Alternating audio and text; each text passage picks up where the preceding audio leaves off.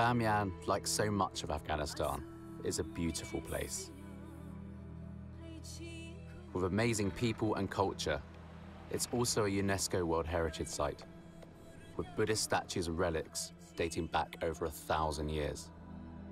But when the Taliban took power after 1996, they brutally persecuted the Hazara people, and they destroyed those Buddhas.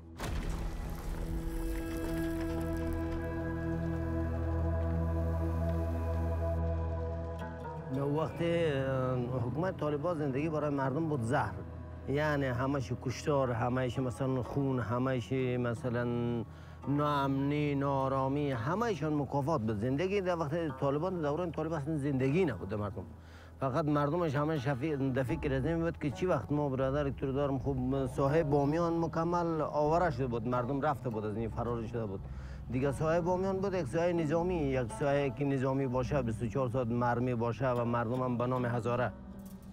زمانی که مثلا ما اینجا رفتیم اسیر شدیم، باز اینا ما که بردن در بندیخانه، ما 110 نفر بودیم، یک تعداد از دیگه ساحه بامیان گرفته بود.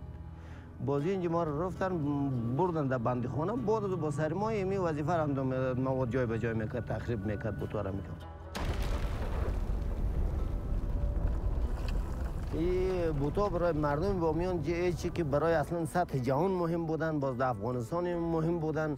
یک نمونه، یک چیزی که مثلا با تمام مثلا تاریخ بسیار مثلا قدامت زیاد داشتن، تاریخ بسیار کهن بودن. خب این خیلی چیزی بود که مثلا واقعا مردم هم از این ناراحت شدن و ما خودمون هم احساس ناراحتی میکردیم. خب چیزی دست ما نبود، ما از چیزی از دست ما نمیامد که میگفتیم چرا این کارو میکنیم.